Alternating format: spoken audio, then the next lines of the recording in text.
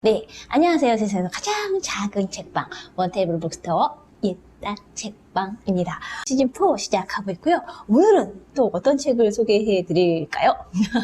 최근에 계속 북리스트 관련한 책들을 소개를 시켜드리고 있는데요. 오늘은 무려 노벨문학상을 다룬 노벨문학상 필독서 30권 을 다룬 책을 가져왔어요.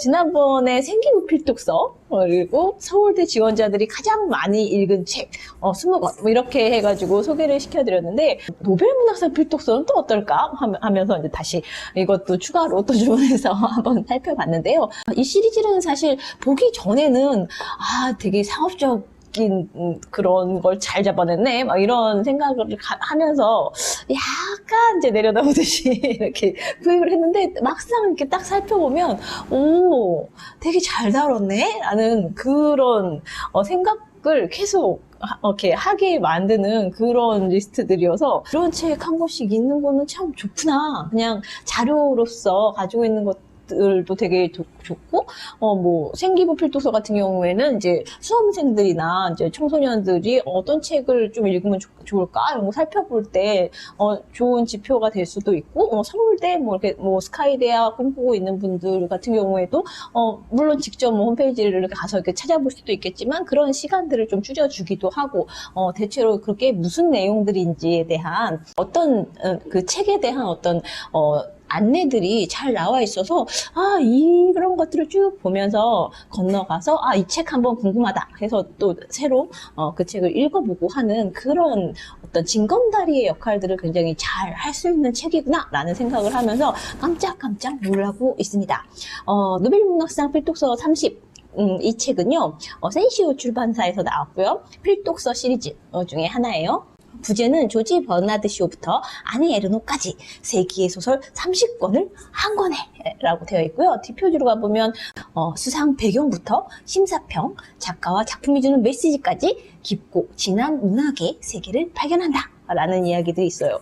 그래서 살펴보면 이제 책을 이제 이 30권을 소개하기에 앞서서 왜 노벨문학상을 이야기를 했는지, 그리고 노벨문학상은 뭔지, 어떤 사람들이 탔는지, 뭐 이런 것들에 대한 개괄들을 하고 있는데, 그냥 저도 이제 자세히 찾아볼 생각은 별로 하지 않고, 그냥 뭐 세계적으로 권위 있는 상, 뭐, 사르트르 같은 경우에는, 이 수상을 거부한 걸로 또 많이 알려지기도 하고, 그래서, 노벨 문학상이 무엇이야? 라고 이렇게 누군가한테 전달을 해줄 만큼의 어떤 설명, 뭐 정확한 지식, 이런 것들을 갖고 있지는 않았는데, 이 책을 보면서, 그랬구나.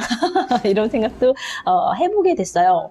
이 책을 쓴 이제 조현호 작가는 이런 얘기를 해요. 그러니까 책을 고르는 기준들이 다 저마다의 이유와 문장 하나만으로도 그 책의 어떤 가치나 영향 같은 것들에 대해서 높게 평가하기도 하고, 또는 이제 작가의 삶까지도 어떤 평가의 영역에 넣기도 하고, 그런데 노벨상 같은 경우도 마찬가지죠. 작품 하나에 대한 어떤 상이라기보다는 저러한 작품을 썼던 그 작가를 어떤 존경하는 어떤 그런 마음에서 주는, 작가에게 주는 상이다라는 그런 이야기들도 덧붙여 있고요.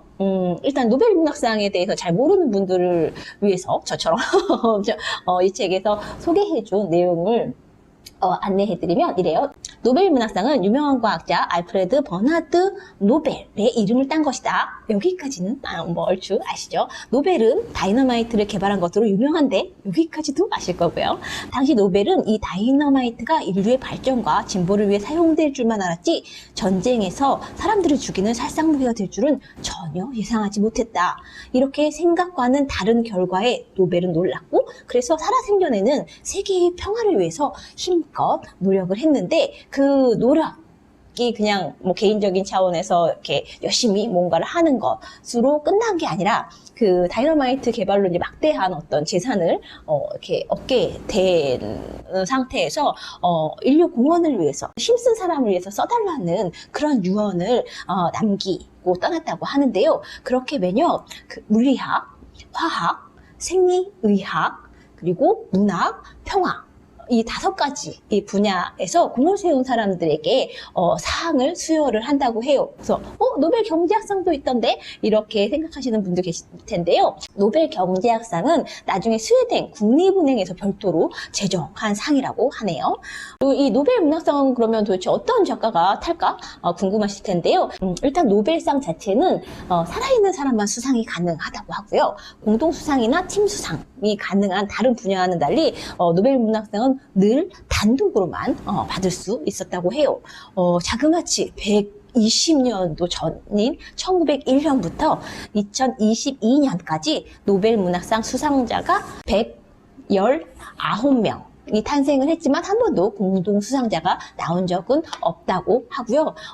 1914년에는 제1차 세계대전으로 시상식이 안타깝게도 열리지 않았다고 이야기를 합니다. 그리고 또 중요한 거는 이제 선정 기준이 될 텐데요. 시대 상황이나 출신 등 작품 외적인 요소가 수상에 영향을 미치기도 한다고 해요. 대표적인 예로 이제 우리가 많이 널리 고전 중에서 이제 많이 이야기하는 러시아의 이제 톨스토이 같은 경우는 당연히 수상자가 될 수 있는 작가였지만 당시에 러시아가 수상국에서 제외된 상태여서 수상을 하지 못했다고 해요. 그리고 노벨 문학상은 작품이 아닌 작가에게 수여하는 상이라고 하는데요. 이 의미는 한두 작품을 잘 써서 베스트셀러 작가가 되었다고 해서 받을 수 있는 상이 아니라 작품을 통해서 자신의 세계관을 보편화시키면서 그 영향력을 꾸준히 확대한 작가의 공로를 치하하는 의미로 이해할 수 있다라고 이야기를 합니다. 이렇게 노벨 문학상에 대한 여러 가지 이제 정보에 대한 부분들, 왜 노벨 문학상 필독서 30권을 뽑았는지에 대한 이야기들을 작가가 프롤로그에서 잘 짚어주고 계시고요. 1901년부터 60년대까지 7분을 꼽으셨고 1960년대부터 2000년대까지 그리고 2000년대 이후 이렇게 3개의 부분으로 나누어서 작가들을 이제 선정을 해서 그분들의 대표작들을 한 권 한 권 이야기들을 해주시는데 보시나요? 보시다시피 작품과 이제 작가가 이제 짤막하게 어떤 작가였는지 뭐 이렇게 얘기를 해주시고 그분의 어떤 생애 그리고 그 대표작에 담고 있는 메시지, 이야기 이런 것들에 대해서 좀 안내해주고 있는 책이어서 정보성으로 또 너무 좋겠다. 그리고 무엇보다 맨 처음에 다루고 있는 게 또 여성 노벨 문학상 최초의 여성 수상 작가를 다루고 있어요. 저는 어렸을 때 만화로 봤던 것 같은데 셀마 라겔레프의 닐스의 이상한 모험부터 시작을 하고 있어서 아주 흥미롭습니다. 자세한 내용은 책 한번 슉 이렇게 안내서로 쭉 한번 훑어보시면 좋을 것 같고요. 수상한 작품들을 쭉 훑어보는 그런 방식의 독서도 꽤 재밌을 것 같아요. 언제 한번 여기에 나와 있는 노벨 문학상 수상 작품들 읽기 모임 뭐 이런 것들을 해봐도 참 재밌겠다 이런 생각을 해보기도 했어요. 목차에 따라서 북리스트 30권을 소개해 드리도록 하겠습니다. 문학이 삶에 주는 풍부함에 대한 이제 프롤로그 안내해 드렸고요. 첫 번째 파트 1901년부터 60년대까지 7명의 수상 작가들과 대표작을 안내를 하고 있습니다. 첫 번째는 방금 말씀드렸던 노벨 문학상 최초의 여성 수상 작가 셀마 라겔레프, 닐스의 이상한 모험. 두 번째는 행복은 가까이에 있음을 가르쳐준 모리스 마텔링크의 파랑새. 독설에 담긴 이상주의 조지 버나드쇼 무기와 인간. 중국인보다 중국을 사랑한 작가 펄벅 데이지. 이상을 위해 투쟁했던 작가 헤르만 헤세. 많이 아시죠? 데미안. 꺾이지 않는 인간 정신을 그린 어니스트 헤밍웨이. 노인과 바다. 언제나 이방인이었던 알베르 까미. 이방인. 두 번째 파트에서는 1960년대에서 2000년대까지 다루고 있고요. 8명의 작가를 소개하고 있습니다. 동아시아 최초의 노벨 문학상 수상자 가와바타 야스나리의 설국. 끝까지 공산주의를 비판했던 알렉산드르 솔제니친. 이반 데니소비치의 하루. 자신만의 전차를 몰아야 했던 패트릭 화이트. 전차를 모는 기수들. 공감할 수 있는 우화로 현실을 비판한 가브리엘 가르시아 마르케스, 100년의 고독. 아프리카를 대표하는 작가 윌레 소잉카, 해설자들. 아랍 문화권의 첫 수상자 나지프 마흐푸, 우리 동네 아이들. 인간 존재의 본질을 묻는 작가 오에 겐자브로, 개인적인 체험. 책임없는 정치적 현실에 이침을 가한 주제 사람하고, 눈뜬 자들의 도시. 2000년대 이후 작가들을 또 좀 더 비중 있게 소개를 하고 있는데요. 15명을 뽑았습니다. 중국어권 최초의 수상 작가 가오싱젠, 버스 정류장. 간결함 속에 담긴 날카로운 메시지, J.M. 쿠시, 추락. 논쟁을 두려워하지 않는 작가 엘프리데 옐리니크, 피아노 치는 여자.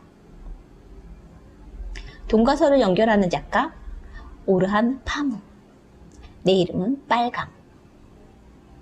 현대 여성의 삶을 깊숙이 응시한 작가 도리스 랜싱의 19호실로 가다. 문명 너머의 인간을 탐구하는 JMG 르 클레지오의 조서. 소외된 사람들을 위해 펜을 든 헤르타 밀러의 숨그네. 권력자가 되고 싶었던 작가 마리오 바르가스 요사의 판텔레온과 특별봉사대. 근현대 민중의 삶에 주목한 모이엔의 붉은 수수밭. 현대 단편소설의 대가 앨리스 멀로의 Dear Life. 이친 여성들의 목소리를 기록한 스베틀라나 알렉시에비치의 전쟁은 여자의 얼굴을 하지 않았다.